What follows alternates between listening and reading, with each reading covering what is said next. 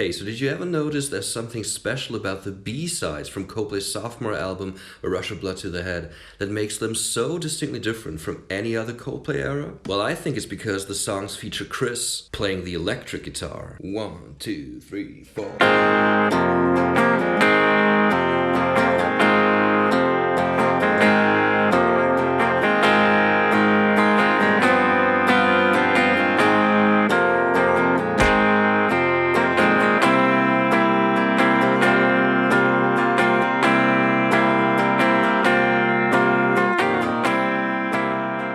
All jokes aside, I genuinely believe that the reason why the Rush of Blood B-sides are both so beloved and sonically stand out so much among all of Coldplay's discography is because the band were in a unique instrument constellation here, with Chris consistently playing the electric guitar. Since on the production side, Coldplay used far fewer instruments in their studio arrangements here compared to the larger-than-life production style that arguably began with X and Y. It's almost like Coldplay is a little bit of a rock and roll band for the Rush of Blood B-sides. Well, maybe soft rock and roll, but you get my point. Alright, so if you had a glimpse at the title card in the intro, you might have already caught that 136 is the only song out of these B-sides that is in standard tuning. All you want to do is put a capo on the first fret, and you're good to go. However, later in the video, I'll show you a way how you can avoid retuning your guitar and leave it in standard tuning for 3 other B-sides while getting the exact same sound and chords. But let's not get ahead of ourselves. Here's how you play 136. Alright folks, let's have a closer look at 136. I'll briefly walk you through the chords first, of which there aren't that many. Alright, we're starting off on this G6 chord. There are multiple ways how you can play a G6 shaped chord. I also have to explain that I'll switch between finger indications depending on what makes more sense for this song, or even within the same song switch between indications. So right now we're super close to our capo, right, on the first fret. In the first part of the song, we're kind of only dealing with somewhat basic chords, I want to say. So when I say 3rd fret now, I actually mean the 4th fret, like on a universal scale, but with respect to the capo. If this is our new 0 fret, then it's the 3rd fret, right? Place any finger, preferably your middle finger or index finger, on the low E string, and with whichever finger you choose, at the same time you want to mute the low E string. Right?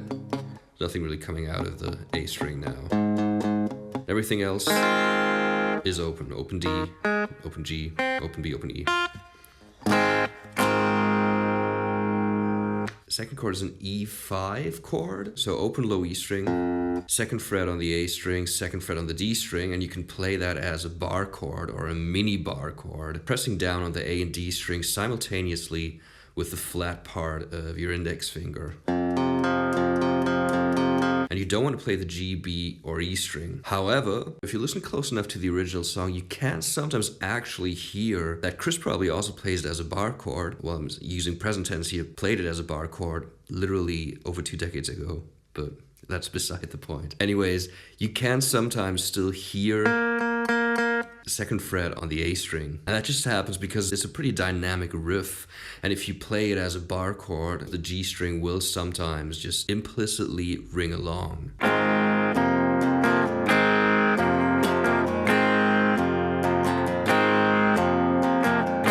Alright, that's the first half of the riff. Then for the ending of that riff, you want to go back to G6 again.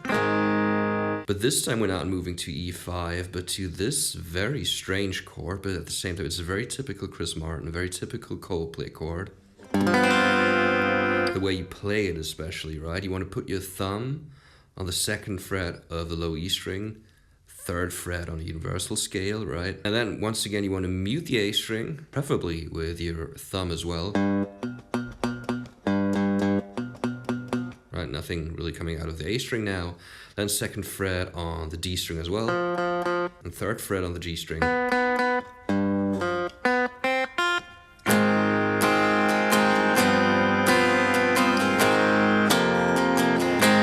And back into the main riff. All right, now there is a chorus part, and once again, it's a very, very typical Chris Martin chord, which so happens to be the exact same chord that Yellow famously opens on. 7, 9, 7, and 8. It's a different tuning though, so it's not going to sound the same, but it's literally the same chord shape. But for this one, you want to move it to 8 and 10 on the universal scale. This is 8, this is 10.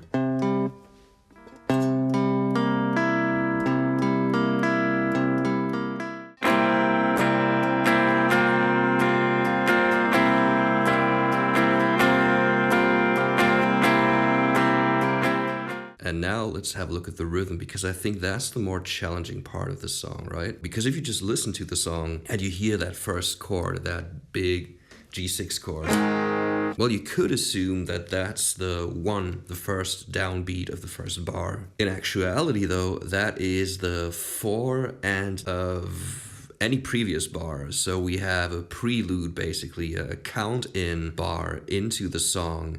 And that pattern is just going to consistently stay like that throughout the entire song. Whatever part you're playing, the first chord of that new part, every first chord is always played on the forend. Let me count along. 1 and 2 and 3 and 4. And what that also means is that the first stroke is an upstroke, because that's typically how you play an offbeat stroke.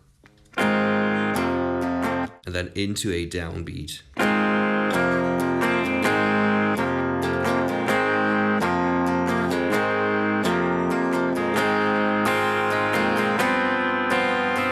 And the same applies for the chorus as well.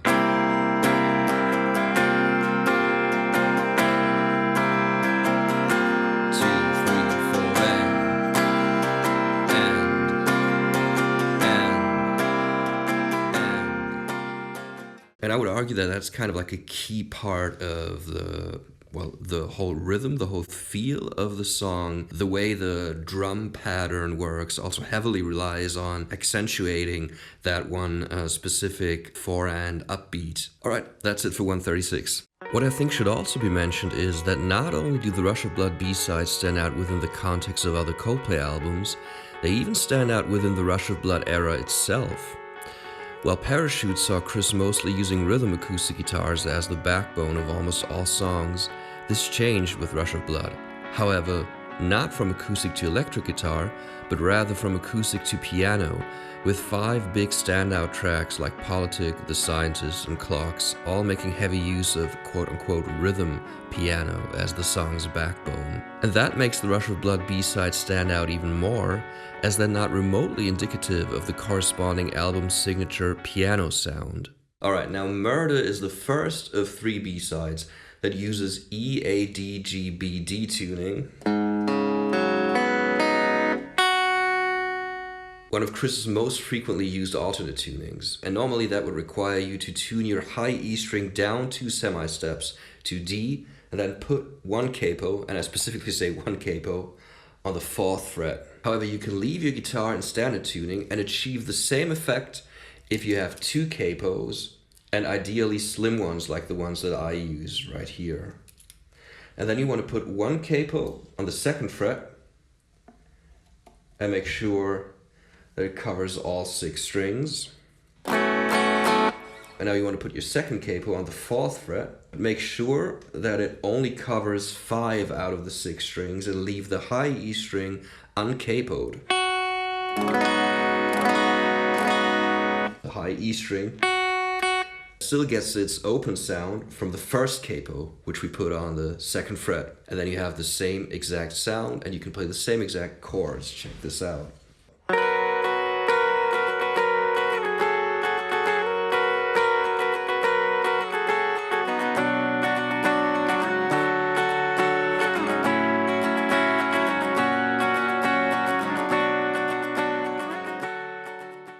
Let's talk about Coldplay's B-side Murder, which is arguably more challenging than 136 in several ways. First of all, I've already talked about the tuning. I know this may seem a little over-elaborate with the 2 capos, but it works perfectly for this song as well. And yeah, now we have the high E string still playing the F sharp from our capo on the 2nd fret here. This song, both rhythmically and chord-wise, is a bit challenging. However, it doesn't have many parts, and it doesn't even have that many chords. So starting with the chords and with the intro, it opens on this very, very, very ambivalent chord. Once again, I'm going to use universal, as I call it, finger indications here, because we're so high up on the fretboard. I actually have to do mental gymnastics in my head to think of how this would look like in a relative way, because now I always have to take in this fret here and subtract 4. And to me, that just makes it incredibly complicated. So for the intro riff, at least, I'm going to use universal finger indications. And we're starting out, yeah, there we go, that's that chord, combining both suspended 4th note and the major 3rd, playing that at the same time, plus an octaved 1 note, essentially.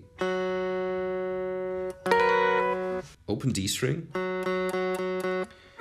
and then ring finger on the 15th fret on the G string, index finger on the 12th fret of the B string,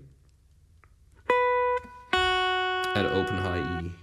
And now you want to move that same chord down to 13th fret and 10th fret on the G and B string respectively.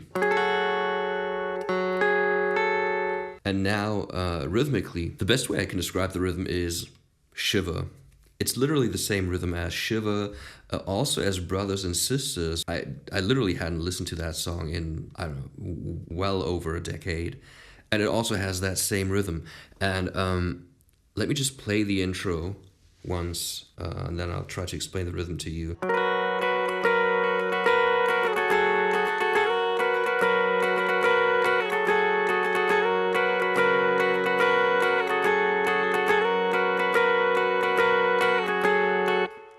Once again, I guess the most important thing is to understand the rhythm, to be able to count along to it. And the way I count it is just a very, very quick 3/4 rhythm. 1 2 3 1 2 3 1 2 3 1 2 3 1 2 3 1 2 3 1 2 3 1 2 3 1 2 3 1 2 3 1 2 3 1 2 3 1 2 3 1 2 3 1 2 3 1 2 3 1 2 If you're struggling with that, just my advice is always pick an easy chord, a chord that you can just play 20 minutes in a row, one that doesn't hurt your hands or fingers that much. This is maybe a little more comfortable, and then just get into that rhythm. 2 3 1 2 3 1 2 3 1 2 3 1 2 3 1 2 3 1 2 3. You can slow it down as well. 1 2 3 1 2 3 1 2 3 1 2 3 1 2 3 1 2 3 1 2 3 1 2 3 1 2 3 1 2 3 1 2 3 1 2 3 1 2 3 1 2 That was the intro. Now let's get into our main riff, which we use for the first instrumental part. After the intro, chords generally stay the same for the verse and the chorus. All right, we're opening on what, relative to the capo, is essentially a G minor shaped chord. Played with your thumb ideally, mute the A string, open D, and then 3/3 on G and B, and open E. Now we want to keep our thumb on the low E string and move it up to 6. We're leaving our other playing fingers on the G and B string, and now it's 7/6.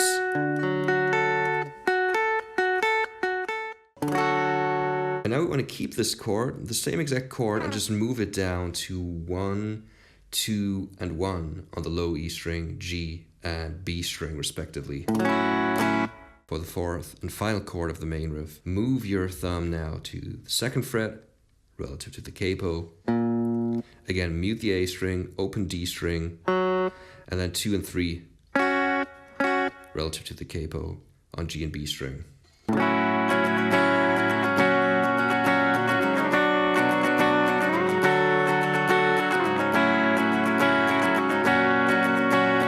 When this riff occurs in the chorus, which is the first instrumental part. The first instrumental part is just the chorus without lyrics. There's actually this appendix to it, like on the final round of it, G minor becomes G major. So instead of 3rd fret on the G string, you want to move it up to the 4th fret.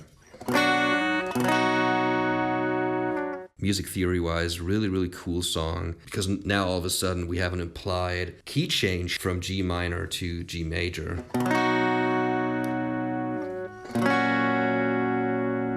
D over F sharp, which we've already used in the main riff. And then you want to keep this chord and just move your thumb down to the 1st fret.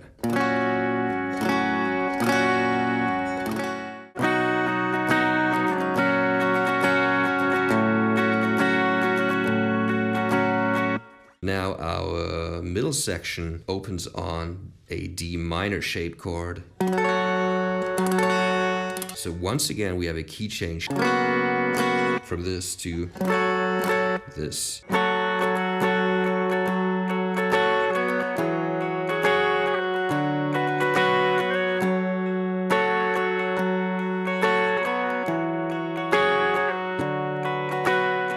Admittedly, that last chord sounds a little off, but I am 99.99% certain that it is the correct chord. Actually, the bass moves to this G relative to the capo. I know this is not a G, but if we assume this is a G minor chord, the bass moves to G, and the guitar, the rhythm guitar, does actually play this. And the implied B flat that we're hearing here is also included in a G minor, right? Alright, that's it for Murder. Now, I don't remember when or where exactly I read this, but if I remember correctly, when Coldplay first started working on Rush of Blood, the album was gonna go in one direction, but then the band ended up being unhappy with the shape the album was taking on. So they essentially went back to the drawing board and wrote a bunch of other songs, which would eventually turn into the album as we know it today. And that makes me wonder, were the Rush of Blood B-sides, which arguably sound quite different from the main album and have such a different sonic approach, the rejected songs that were originally going to be the foundation of the second album? Obviously, we'll never know, or will we? But it's something that kind of hit me while I was working on this video project. Maybe in a parallel universe, these 6 or 7 songs are the true second album of the band, I don't know. Anyways, let's continue with the songs, shall we? Now, as for I Ran Away and Crests of Waves, we can once again do our capo trick. Normally, you'd have to tune your high E string down 2 semi-steps to D, but once again, we can get around this by simply not covering the high E string with our capo. So right now, only E through B are affected by the capo, and the high E string once again is uncapoed. So this is still an open E and not an F sharp, which it would be if the capo covered all 6 strings. And now you're good to go.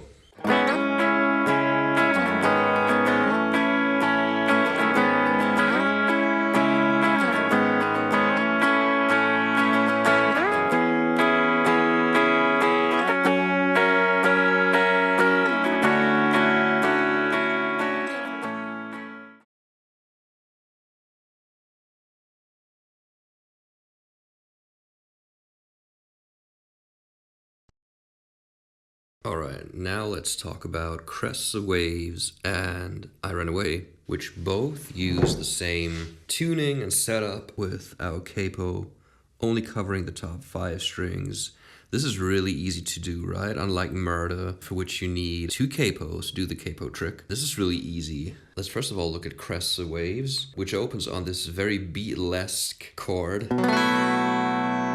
Very reminiscent of A Hard Day's Night. Starting out with your thumb on the 7th fret of the low E string on a universal scale, 9 and 9 on the A and D string with your ring finger and pinky finger respectively, open G string, 7th fret on the B string, and then open high E string. And now into our chorus riff. The song opens on an instrumental round of the chorus, essentially, opening up on 9, 11, 11, 9, with your thumb playing the low E string here. Then open B and E.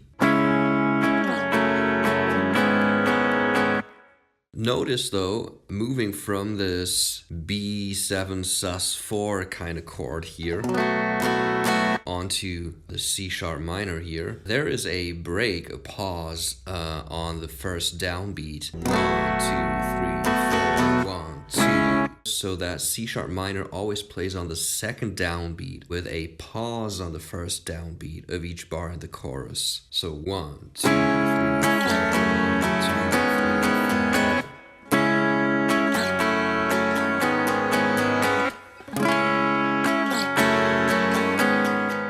And now on the final round of the chorus, instead of moving to C sharp minor, we're moving back to this E minor looking chord.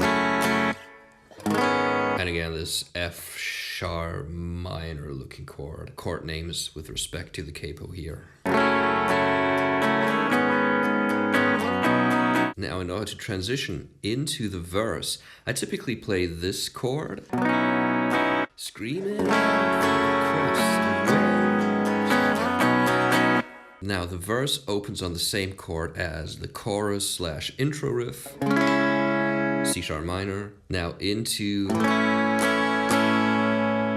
this G major shaped chord, again the name with respect to the capo here, 3, 5, 5, 4, E minor, F sharp minor looking chords.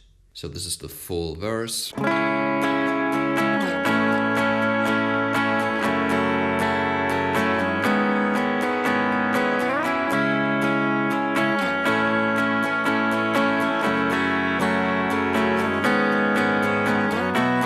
These are the basic chord shapes. There's one more part, once again, our middle 8 section, which does simply use chords that we've used before, just in a different order.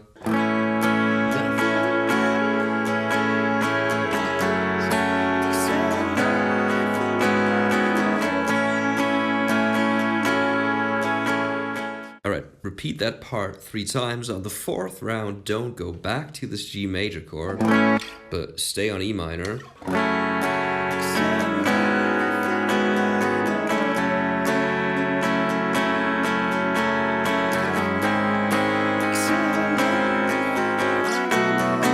Alright, that's it for Crests of Waves. On to I Ran Away. Same setup with the capo, once again, using our capo trick. I highly recommend this instead of tuning your high E string down to D. Always an increased risk of breaking a string. And like this, yeah, it's just nice and safe. Very similar chords as in Crests of Waves. Since we're in the same key, we're still in C sharp minor, and we actually have the same opening chord. But what is very characteristic of I Ran Away is that you want to slide into that chord. Our first chord is kind of this chord, the F sharp minor chord, 2, 4, 4, 2, with respect to the capo here. Right? And you want to slide into the actual first chord, the C sharp minor, 9, 11, 11, 9, open B, E.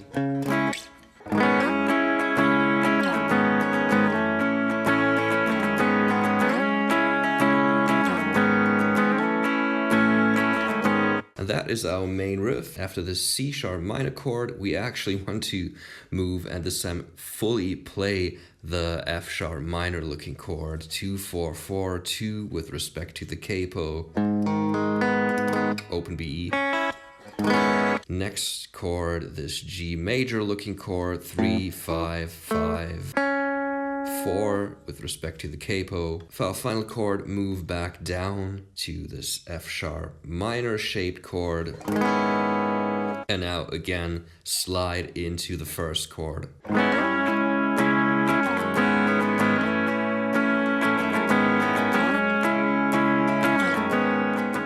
Alright, now we do need to talk about the rhythm and the strumming pattern, which can be a little tricky, but once again, I think our gateway into understanding the rhythm and along with that, the strumming pattern as well, is counting along to it. Technically, this is 4/4 time signature. I think it's a little easier to count it differently in your head if you're struggling with the rhythm of the strumming pattern. And the way I count it implicitly, I want to say in my head, is 1 2 3 1 2 3 1 2 1 2 3 1 2 3 1 2 1 2 3 1 2 3 1 2 1 2 3 1 2 3.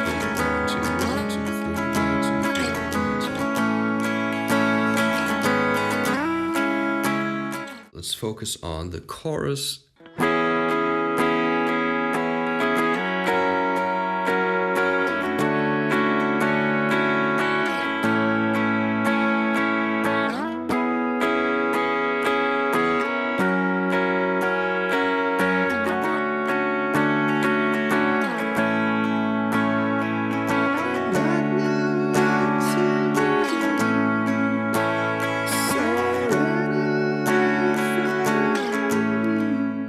Now the middle section doesn't have a rhythm guitar, there's just the drum beat once more, then we have a piano solo, we have some bends on the lead guitar, if I remember correctly, some strings playing, the rhythm guitar drops out. We can still kind of play chords. I think if you're playing the song by yourself, it's always nice to play. Obviously you gotta play something, right? So I do want to show you potential chords for that part as well.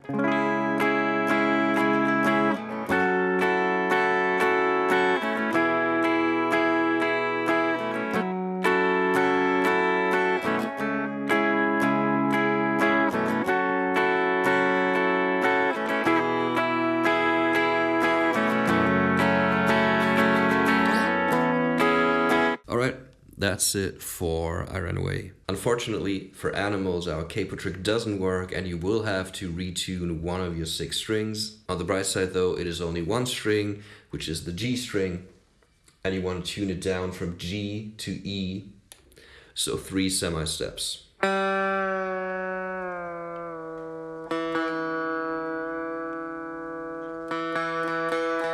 Now you want to put a capo on the 3rd fret. And there we go.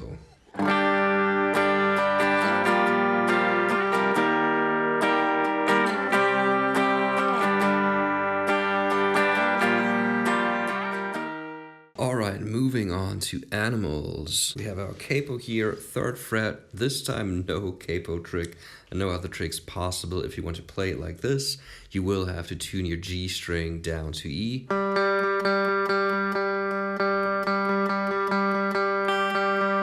So now, if you play an E minor looking chord like this, right? It's a perfectly neutral chord, E5, because we only have the 1 and 5 here. So E and B with respect to the capo. E, B, E, E, B, E. Before we get to this chord, we do have an intro, and once again, this is kind of a common theme, I guess, with these B-sides. The intro is actually the chorus, just without lyrics. Starting off on this C major 7 chord, 3, 3, 2 on the low E, A, and D string, and open strings. Then moving on to this D major shape chord, 5, 5, 4 on the same strings. Just moving it up 2 frets, same chord. So very, very easy. Rhythmically, you want to play this with swing. The song does have a swing rhythm. 1 and 2 and 3 and 4 and 1 and 2 and 3 and 4 and 1 and 2 and 3 and 4.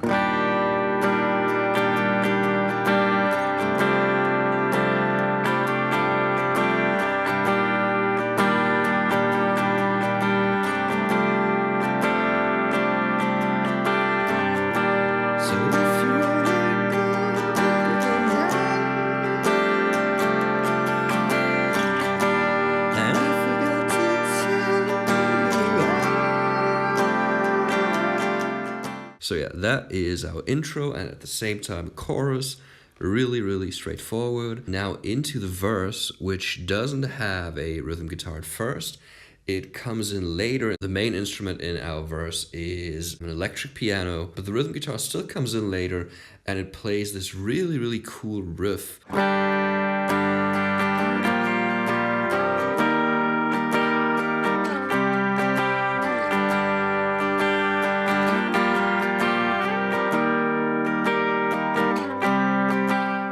Alright, that's it. Very straightforward song, very easy. There's just one more thing I can show you. So the guitar plays these chords that are very, very neutral, rarely clearly major or clearly minor. However, the electric piano does have very clear harmony in terms of major or minor. If you want to emulate the actual harmonic movement, you can do that in this tuning as well. And then our opening chord, implied by the harmony from the electric piano, would be this. And yes, you can actually play Champion of the World in this tuning as well, so that's kind of convenient, right? Anyways.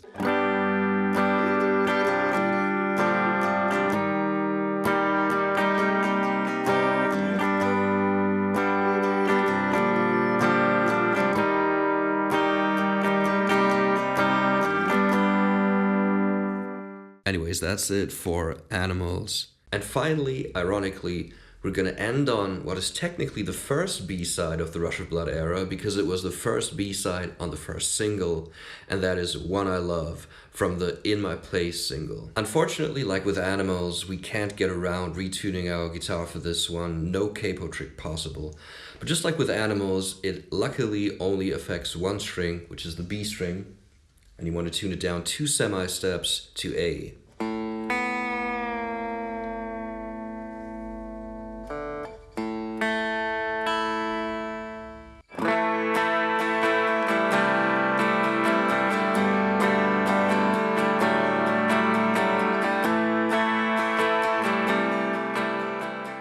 Alright, One I Love with our B string tuned down to A. By the way, same tuning as Magic, so that's kind of cool.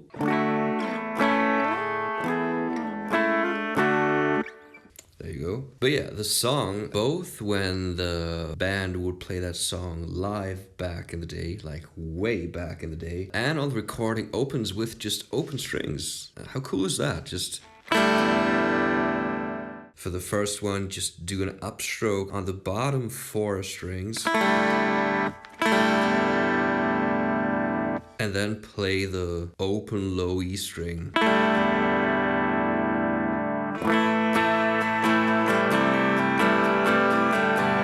Right, that's kind of what's happening there at the beginning. Our first proper chord, a neutral A5, once again a neutral chord, open A string, middle finger on the 2nd fret of the D string, 2nd fret on the G string as well, and open, open.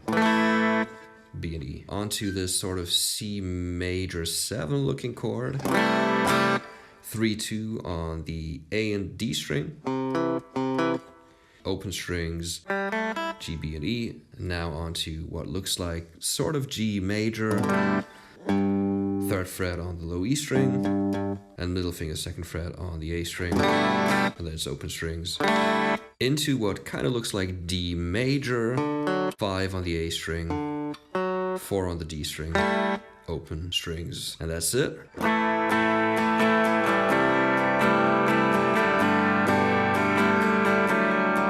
Let's try slowing it down to make it a little clearer what's happening here.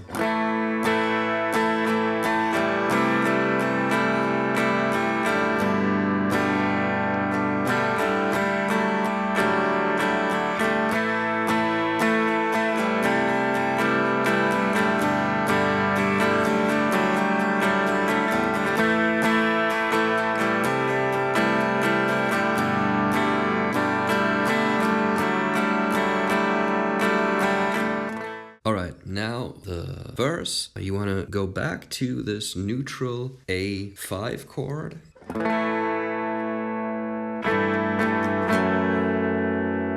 And for the 2nd and 3rd chord, we're keeping this root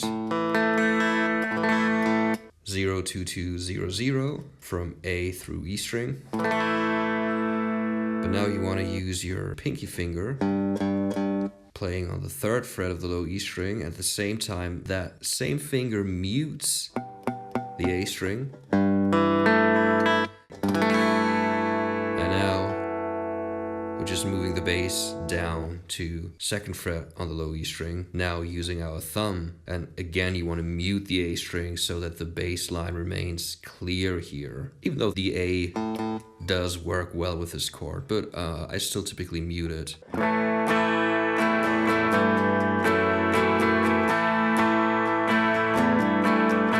That's kind of what I like to do. I do like to play the low E string right before going to the third fret on the low E string. It's kind of funny. I thought that was actually also happening in the recording, but it's not. I just listened to it again. I guess I just imagined that. I don't know. I guess it sounds kind of nice. I did also just now briefly check out like some super old live version, which is insanely ironic. The one live version that I did find, I was expecting to find the live version from Live in Sydney 2003, which I do have, obviously, as a super fan.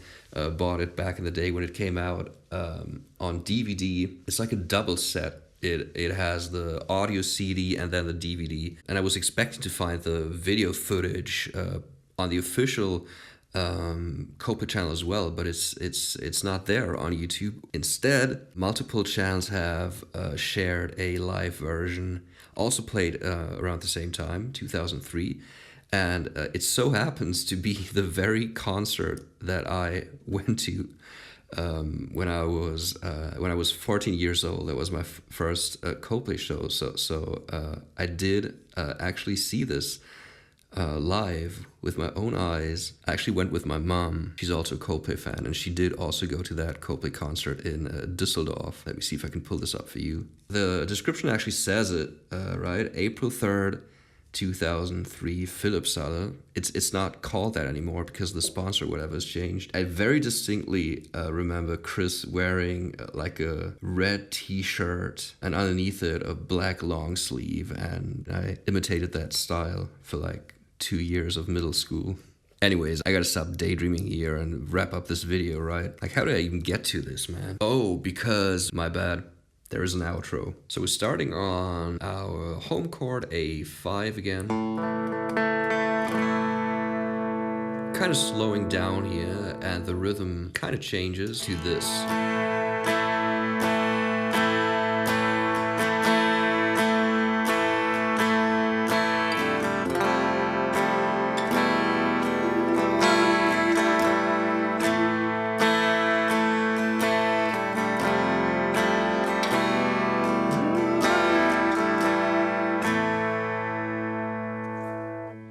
That's it.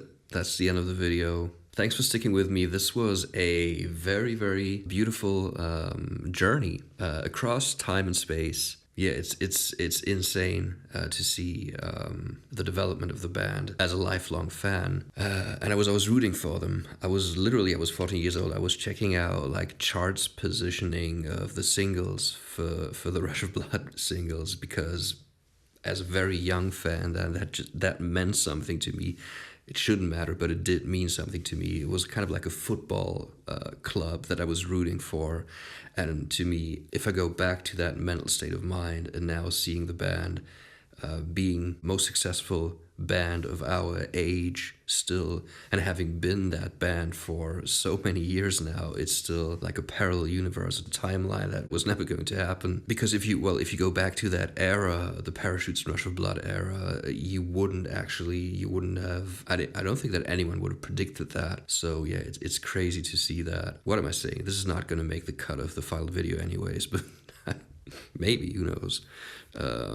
If it does make the cut, this is probably a 40-minute video, and all the more, I can only say thank you for bearing with me and coming along with me on this journey to the distant past of this band that we all know and love. Thank you so much. I appreciate it, folks. All there's left to say is stay safe, take care, everyone, and I'll see you on the other side. Joe Zealand is out.